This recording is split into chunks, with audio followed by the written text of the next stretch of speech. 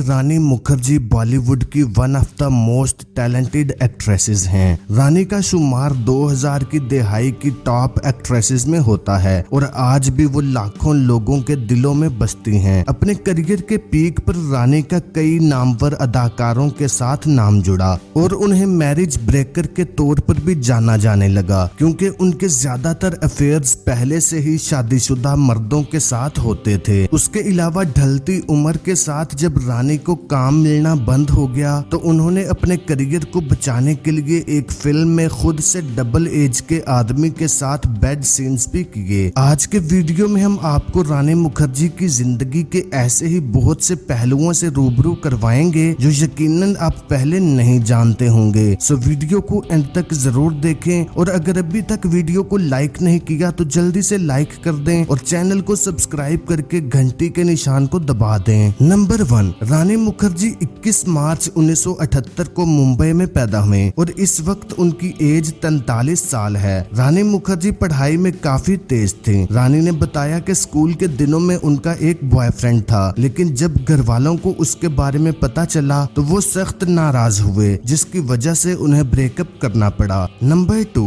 रानी मुखर्जी अपनी पढ़ाई मुकम्मल करने के बाद एक फैशन डिजाइनर बनना चाहती थी, लेकिन उनकी मदर चाहती थी कि वो एक एक्ट्रेस बने और इसी वजह से उन्होंने पढ़ाई छोड़कर एक्टिंग शुरू कर दी और इसी को अपना करियर बनाया। रानी की पहली फिल्म राजा की आएगी बारात थी, जो कि बुरी तरह से फ्लॉप रही। उस वक्त रानी मुखर्जी अभी सिर्फ 18 साल की थी।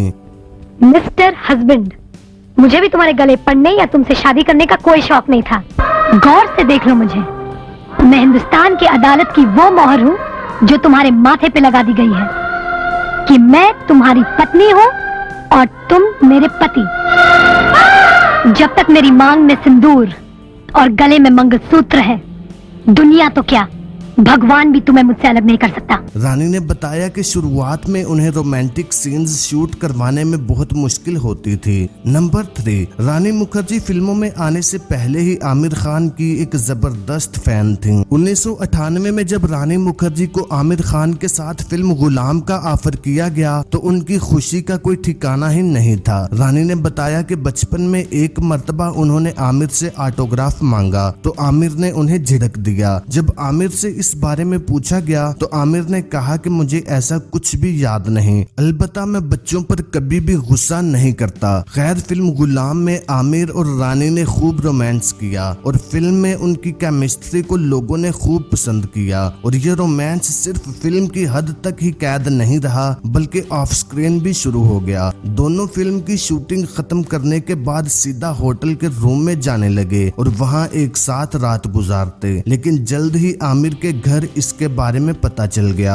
और उनके घर हंगामा बर्पा हो गया, जिसकी वजह से आमिर को रानी मुखर्जी से रिश्ता तोड़ना पड़ा। लेकिन इस अफेयर की कीमत आमिर खान और रीना दत्ता के दरमियान तलाक के तौर पर चुकानी पड़ी, क्योंकि आमिर की बीवी ने इस अफेयर के बाद आमिर से तलाक लेने का फैसला कर लिया था। इसी वजह से रानी मुखर्जी को मैरिज ब्रेकर कहा जाता था। नंबर 4, उसके बाद सन 2000 में रानी मुखर्जी को फिल्म हद कर दी आपने में गोविंदा के अपोजिट कास्ट किया गया। ये वो वक्त था जब गोविंदा फिल्म इंडस्ट्री में अपना नाम कमा चुके थे और उस वक्त उन्हें पैसा, दौलत, शोहरत सब कुछ मिल चुका था, जबकि रानी मुखर्जी अभी अपना सिक्का मनवाने के लिए तगोदो कर रही थी। फिल्म में तो दोनों ने रोमांस किया ही, लेकिन पर्दे के पीछे भी दोनों के दरमियान नजदीकियां बढ़ गईं। दोनों ने एक दूसरे को डेट करना शुरू कर दिया, लेकिन बात सिर्फ यहीं तक नहीं थी। दोनों बगैर शादी के ही यूएसए और स्विट्जरलैंड छुट्टियां मनाने के लिए भी चले गए। हालांकि उस वक्त गोविंदा शादीशुदा थे और उनकी एक बेटी थी। रानी मुखर्जी पूरी तरह से गोविंदा के लिए पागल थी। उन्हें लग रहा था कि गोविंदा अपनी बीवी को तलाक देकर उनसे शादी कर लेंगे, लेकिन हकीकत में ऐसा होने वाला नहीं था। एक लंबा अरसा दोनों छुप छुप कर एक दूसरे को मिलते रहे और गोविंदा रात को अपने घर जाने के बजाय रानी के साथ ही उनके फ्लैट पर रहने लगे। इसका पोल तब खुला जब एक मर्तबा एक सहाफी रानी मुखर्जी का इंटरव्यू करने के लिए उनके वर्सोवा वाले फ्लैट पर गए तो रानी मुखर्जी के बेडरूम से गोविंदा बाहर निकले, वो भी नाइट ड्रेस में, जिसका मतलब था कि गोविंदा रात वहीं पर रानी के साथ साथ ही सोए थे। खैर इस सहाफी ने यह खबर ब्रेक कर दी और पूरे बॉलीवुड में उनके इस रिश्ते के बारे में हंगामा बर्पा हो गया। जब यह खबर गोविंदा की बीवी तक पहुंची तो उन्होंने अपने बच्चों को वहीं पर छोड़ा और गोविंदा का घर छोड़ दिया और गोविंदा को साफ साफ कह दिया कि या तो वो उन्हें तलाक दें और रानी के साथ रहें या फिर रानी से ब्रेकअप करें। इसी दबाव की वजह से और अपने बीवी बच्चों की खातिर गोविंदा को रानी मुखर्जी से ब्रेकअप करना पड़ा।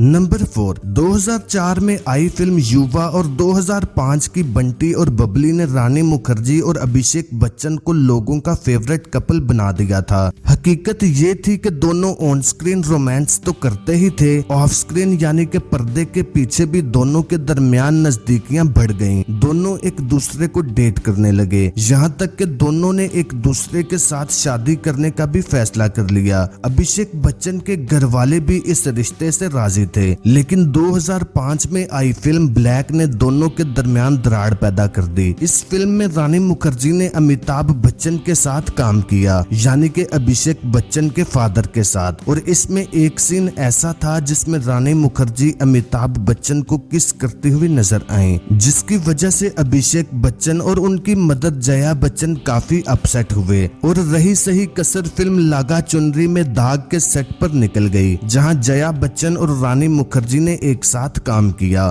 फिल्म के सेट पर ही दोनों के दरमियान किसी बात को लेकर तनाव पैदा हुआ और दोनों के दरमियान जबरदस्त झगड़ा हो गया, यहाँ तक कि दोनों ने एक दूसरे से बातचीत करना भी बंद कर दी। उसके बाद जया ने अपने बेटे पर दबाव डाला कि वो रानी से तमाम रिश्ते खत्म कर दें और इसी दबाव में आकर अभिषेक बच्चन ने रानी मुखर्जी को छोड़ दिया और 2007 में ऐश्वर्या राय से शादी कर ली। नंबर 6, अभिषेक बच्चन से ब्रेकअप करने के बाद रानी की एक रेस्टोरेंट में आदित्य चोपड़ा से मुलाकात और उसके बाद मुसलसल मुलाकातों का एक सिलसिला शुरू हो गया। दोनों छुप छुप कर एक दूसरे को मिलने लगे। हालांकि उस वक्त आदित्य चोपड़ा पायल खन्ना के साथ शादीशुदा थे, लेकिन रानी के साथ रिलेशनशिप में आने के बाद 2009 में उन्होंने पायल को तलाक दे दी और पायल ने अपनी तलाक का जिम्मेदार रानी मुखर्जी को ही ठहराया। खैर रानी और आदित्य ने काफी अरसा एक दूसरे को डेट किया और फिर 2 साल तक लिव इन रिलेशनशिप में रहे, यानी 2 साल वो बगैर शादी के ही एक साथ रहे और 2014 में दोनों ने इटली जाकर बगैर किसी को बताए शादी कर ली। रिपोर्ट्स के मुताबिक रानी मुखर्जी शादी से पहले ही प्रेग्नेंट हो गई थी, जिसकी वजह से उन्होंने बहुत जल्दबाजी में ये फैसला किया कि अब उन्हें शादी कर लेनी चाहिए। शादी के कुछ ही महीनों के बाद रानी मुखर्जी ने एक बेटी को जन्म दिया।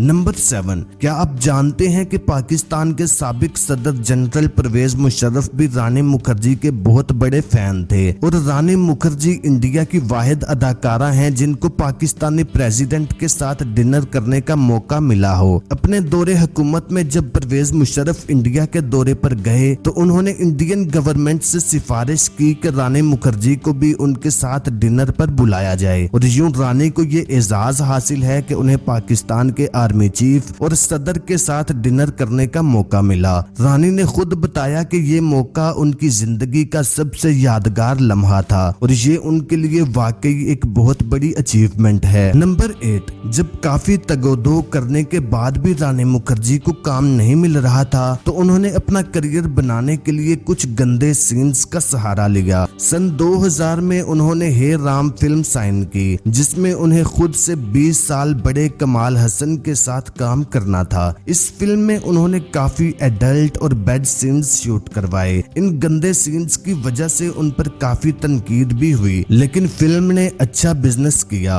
और फिल्म सुपरहिट साबित हुई और उसके साथ ही रानी मुखर्जी का करियर भी चल पड़ा। नंबर 9, रानी मुखर्जी एक फिल्म में काम करने का 8 से 10 करोड़ लेती हैं। रानी की कुल कमाई लगभग 200 करोड़ रुपए है। उनके पास हर किस्म की महंगी गाड़ियां हैं। कहा जाता है कि जब रानी मुखर्जी आदित्य के साथ लिव इन रिलेशनशिप में थीं, तो आदित्य ने उन्हें 2.5 करोड़ की एक ऑडी कार भी गिफ्ट की थी। नंबर 10, बहुत कम लोग जानते हैं कि रानी मुखर्जी और अदाकारा काजोल आपस में कजन्स हैं। रानी को ये एजाज हासिल है कि उन्हें बॉलीवुड के तमाम बड़े स्टार्स के साथ काम करने का मौका मिला, चाहे वो सलमान खान, आमिर खान, शाहरुख खान हो या फिर अमिताभ बच्चन और ऋतिक रोशन हूँ। रानी की खास बात ये है कि वो जिस भी स्टार के साथ जुड़ी या उसके साथ फिल्म में काम किया तो वो सुपरहिट हो गई। तो नाज़रीन, अब तक के लिए इतना ही। उम्मीद करता हूँ आपको ये वीडियो पसंद आई होगी। अगर आपको ये वीडियो अच्छी लगी तो वीडियो को लाइक और शेयर जरूर करें और मजीद ऐसी ही वीडियोस देखने के लिए मेरे इस चैनल को सब्सक्राइब करके घंटी के निशान को दबा दें ताकि नई आने वाली वीडियोस आपको बर वक्त मिलती रहें।